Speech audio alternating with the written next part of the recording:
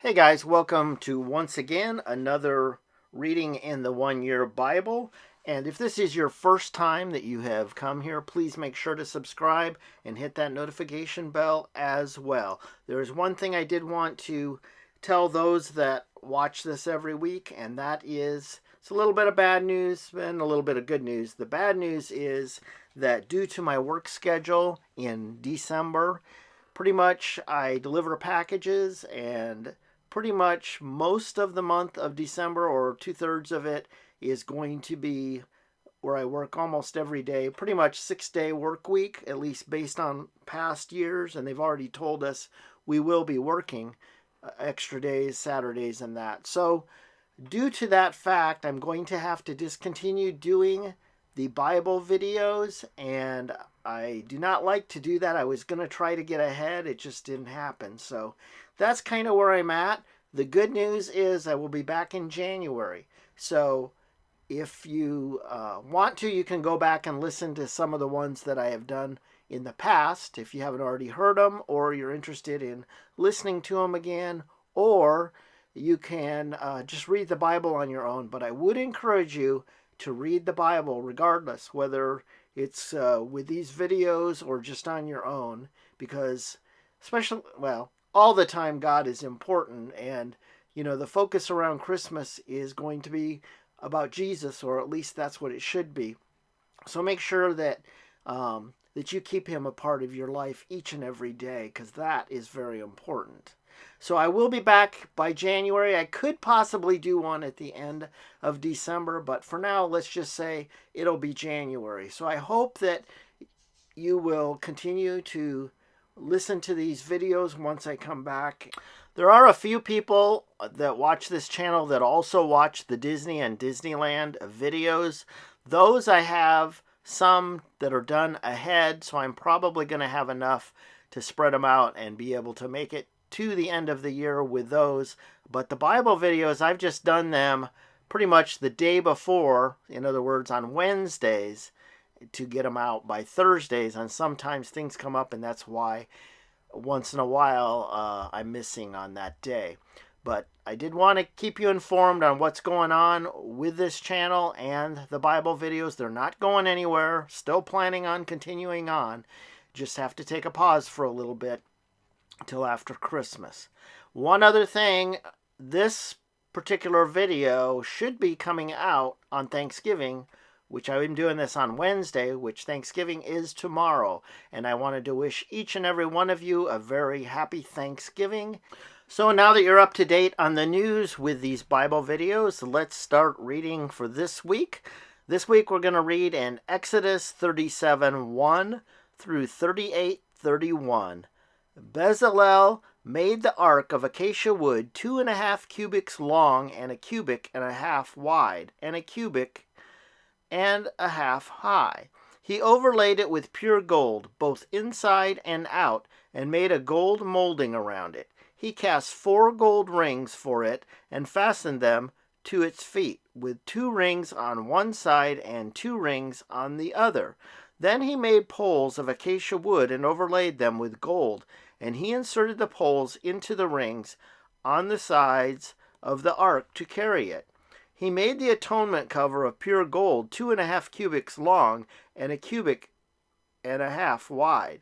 Then he made 2 cherubim out of hammered gold at the ends of the cover. He made 1 cherub on one end, and the second cherub on the other. At the 2 ends he made them of one piece with the cover. The cherubim had their wings spread upward, overshadowing the cover with them. The cherubim faced each other, looking toward the cover. They made the table of acacia wood 2 cubits long, a cubit wide, and a cubit and a half high. Then they overlaid it with pure gold and made a gold molding around it. They also made around it a rim a handbreadth wide, and put a gold molding on the rim. They cast 4 gold rings for the table and fastened them to the 4 corners where the 4 legs were. The rings were put close to the rim to hold the poles used in carrying the table. The poles for carrying the table were made of acacia wood and were overlaid with gold.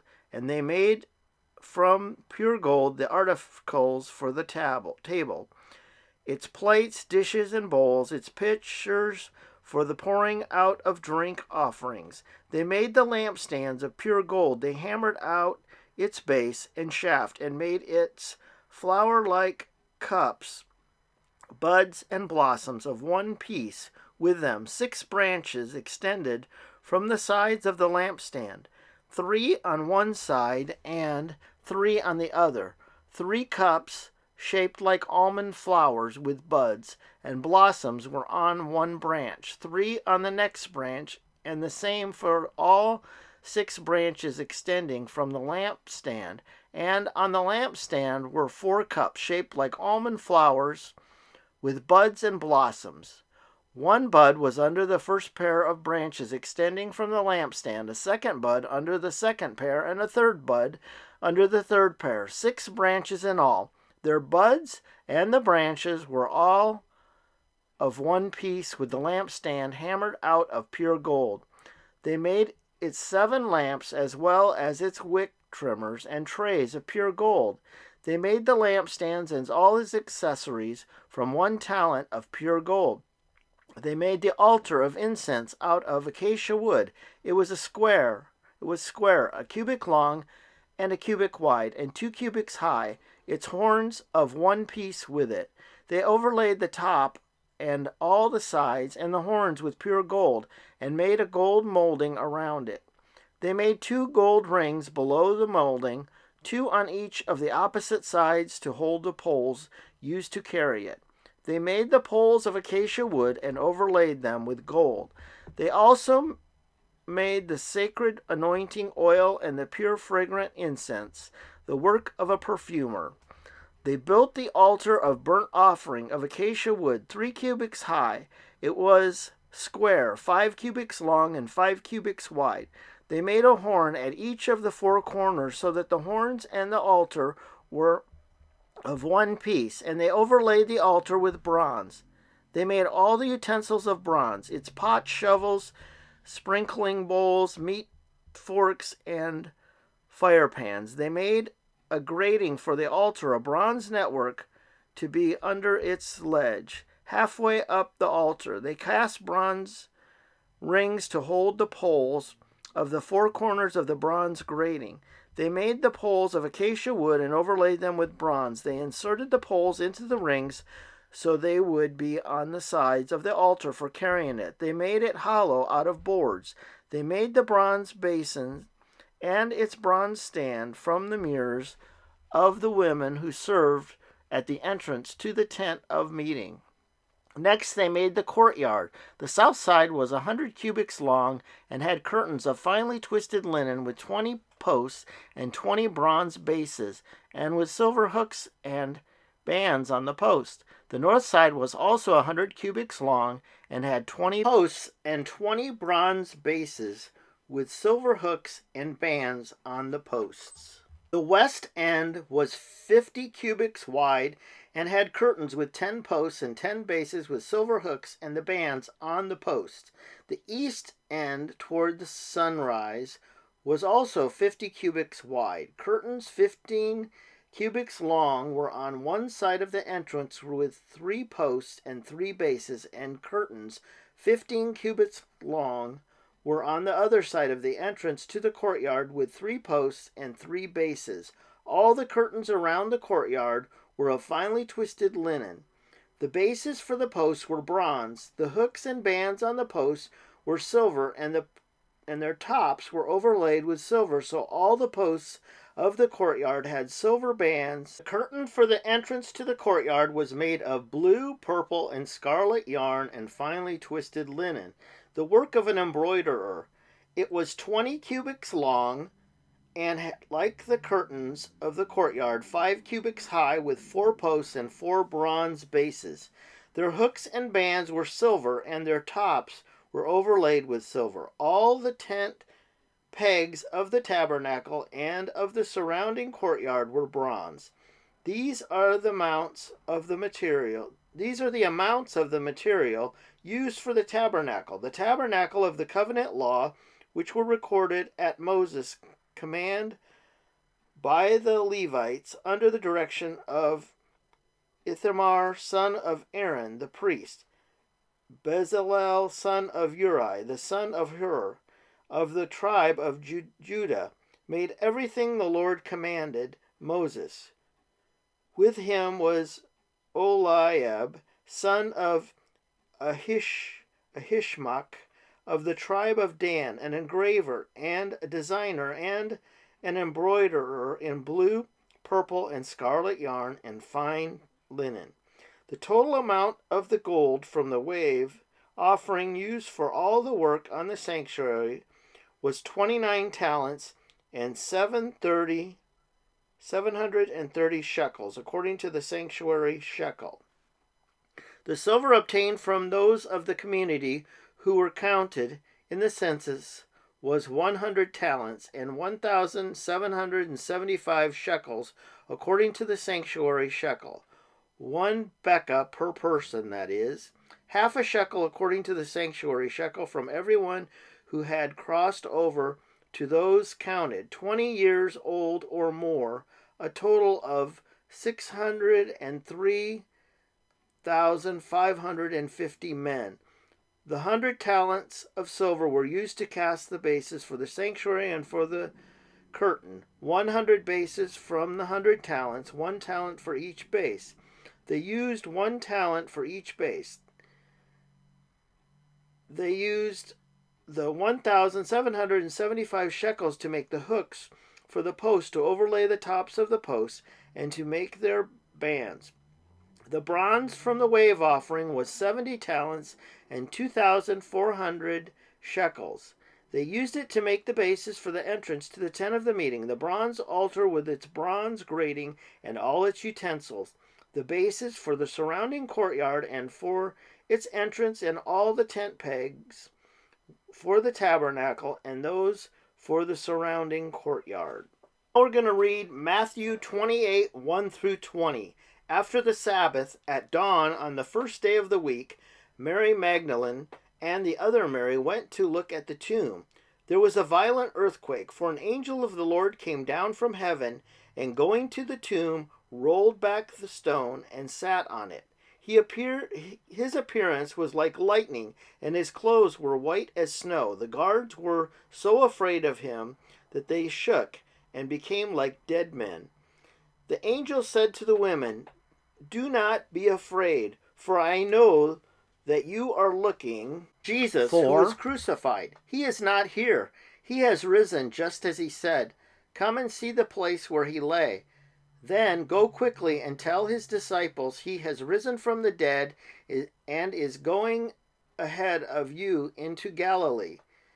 There you will see him. Now I have told you." So the women hurried away from the tomb, afraid yet filled with joy, and ran to tell his disciples. Suddenly Jesus met them. Greetings, he said. They came to him, clasped his feet, and worshipped him. Then Jesus said to them, "Do not be afraid. Go and tell my brothers to go to Galilee. There they will see me." While the women were on their way, some of the guards went into the city and reported to the chief priests everything that had happened. When the chief priests had met with the elders and devised a plan, they gave the soldiers a large sum of money, telling them, "You are to say, his disciples came during the night and stole him away while we were asleep. If this report gets to the governor, we will satisfy him and keep you out of trouble." So the soldiers took the money and did as they were instructed. And this story has been widely circulated among the Jews to this very day. Then the 11 disciples went to Galilee, to the mountain where Jesus had told them to go. When they saw him, they worshipped him, but some doubted. Then Jesus came to them and said, "All authority in heaven and on earth has been given to me. Therefore, go and make disciples of all the nations, baptizing them in the name of the Father, and of the Son, and of the Holy Spirit, and teaching them to obey everything I have commanded you. and surely I am with you, and always to the very end of the age. So now we're going to read Psalm 34, 1 through 22. Come, my children, listen to me. I will teach you the fear of the Lord. Whoever of you loves life and desires to see many good days, keep your tongue from evil and your lips from telling lies. Turn from evil and do good. Seek peace and pursue it. The eyes of the Lord are on the righteous, and his ears are attentive to their cry. But the face of the Lord is against those who do evil, to blot out their name from the earth. The righteous cry out, and the Lord hears them. He delivers them from all their troubles. The Lord is close to the brokenhearted and saves those who are crushed in spirit. The righteous person may have many troubles, but the Lord delivers him from them all. He protects all his bones. Not one of them will be broken. Evil will slay the wicked, and the foes of the righteous will be condemned. The Lord will rescue his servants. No one who takes refuge in him will be condemned. Now we're going to read Proverbs 9 through 10. Instruct the wise, and they will be wiser still. Teach the righteous, and they will add to their learning. The fear of the Lord is the beginning of wisdom, and knowledge of the Holy One is understanding. So that's going to do it for this week in the 1 Year Bible. Remember, January we'll be back with these, and I hope that you do join us. I hope you have a Merry Christmas and a Happy New Year. Till then, we will see you later.